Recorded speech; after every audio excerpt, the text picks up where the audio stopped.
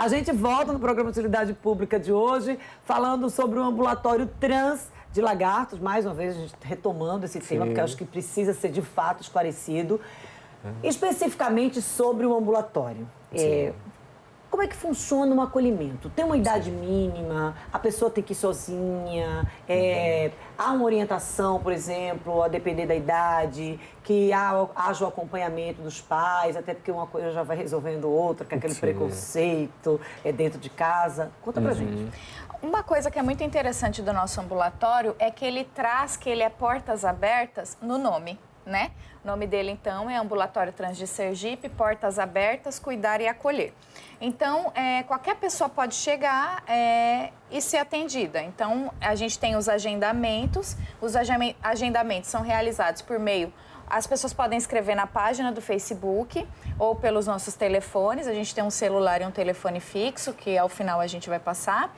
E aí, é agendado o acolhimento com essa pessoa. Então, a primeira entrada dessa pessoa no ambulatório é no acolhimento, que a gente acha que é uma etapa muito importante, né? Mas tem alguma idade mínima? A gente é regulamentado pela portaria do Ministério da Saúde, né? Que eles tratam quais são a equipe mínima de profissionais para ser atendidos e tem uma faixa etária estabelecida, que é de 18 anos a 75 anos. Só que a gente não respeita essa portaria, né? A gente atende pessoas menores de idade, como exemplo dos serviços que existem em São Paulo, que é para crianças e adolescentes.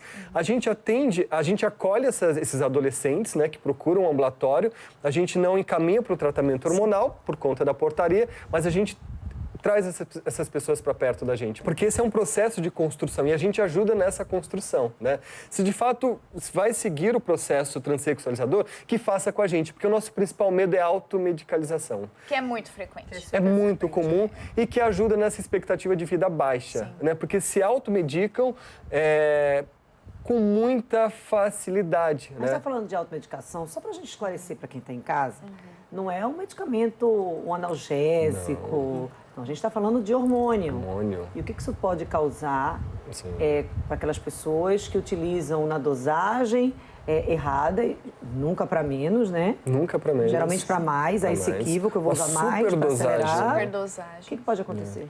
Desde um acidente vascular cerebral, né, a tromboses, outro tipo de comprometimentos circulatórios. Então, é um problema de saúde pública essa automedicação dos hormônios, né? E ainda nessas dosagens, superdoses, né? Então, realmente, isso precisa ser acompanhado por um clínico, né? Precisa serem realizados exames antes, exames de acompanhamento. Então, nossa preocupação é essa. Então, a gente, lá no ambulatório, quando esses adolescentes chegam, nossa função ali é orientar o melhor processo. Embora a gente não comece o processo transexualizador, a gente dá um acolhimento para a família também, porque muitas vezes a família chega muito em dúvida, muito perdida do que está acontecendo. Imagina. Então, a gente acolhe essa família e acolhe esta pessoa também. E aí, embora ela não consiga participar do processo transexualizador devido à portaria que não permite que isso ocorra, ela pode participar,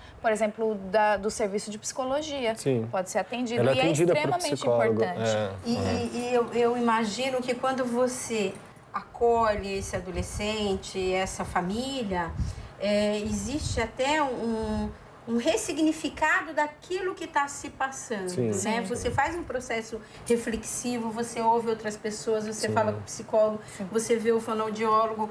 A mãe percebe que aquilo é um contexto, né? A mãe, o pai, a família. E aí você tem mais chances, inclusive psíquicas, de entender o que está acontecendo, o seu processo e decidir aí o que você realmente deseja. Até porque muitas vezes as pessoas se identificam com um ponto, que aí, gente, não vamos negar, né? A internet está aí, e aí, muitas vezes, essas identificações, elas surgem por conta das redes sociais, do YouTube, de uma forma geral, pela internet. E aí você vai e se identifica com um ponto, se identifica com outro, mas não necessariamente você é transexual. É importante. Toda oportunidade que a gente tem de trazer a família para dentro do ambulatório, a gente sempre traz, né? Para poder participar dos grupos, né? Para conhecer a equipe de profissionais que está atendendo o seu parente, para poder discutir, né, o procedimento terapêutico que vai ser dado àquele usuário, àquela usuária. Então, tudo é muito construído, compartilhado com a família, com o usuário e a usuária, né? Lá no ambulatório, nada é compulsório. Você vai ter que fazer terapia fonoaudiológica. Não, a gente não faz isso.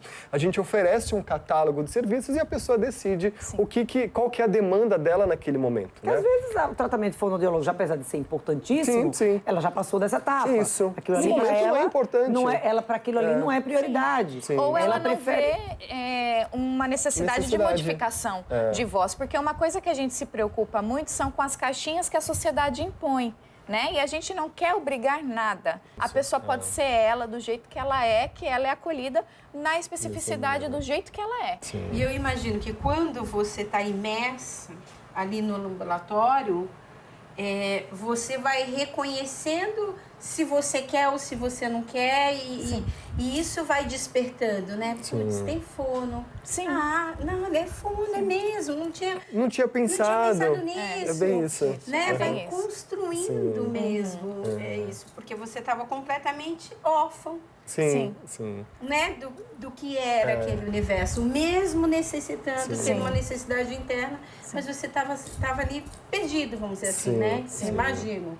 Só o que me assusta nesses depoimentos é essa história de, assim, precisar ter um ambulatório trans para que as pessoas sintam elas mesmas. Sim. Entendeu? Sim.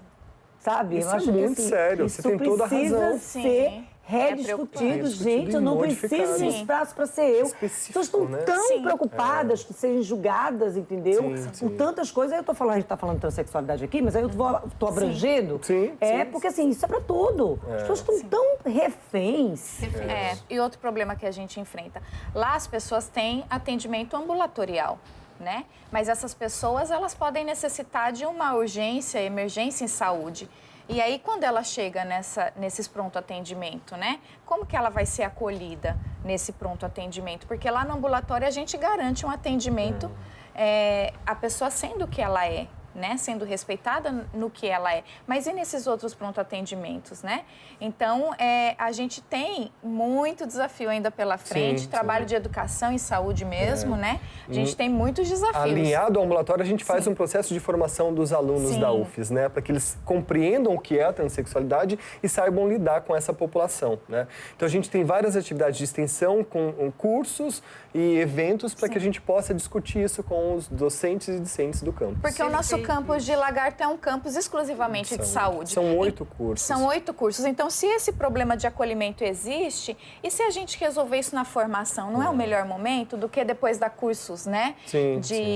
A respeito? Não é melhor a gente trabalhar ali? Então, a gente trabalha também nessa linha de combate à transfobia institucional e divulgação desses assuntos. A gente vai ter agora o nosso fórum de discussão. A gente vai até divulgar, que a gente né? vai divulgar. E que a gente vai divulgar daqui a pouco, porque senão a produção vai me matar, porque aqui a gente conversa bastante. E a gente... Não, olha, Patrícia vai falar do próximo bloco mais uma vez. Tá certo? Aqui tem muita gente que fala demais.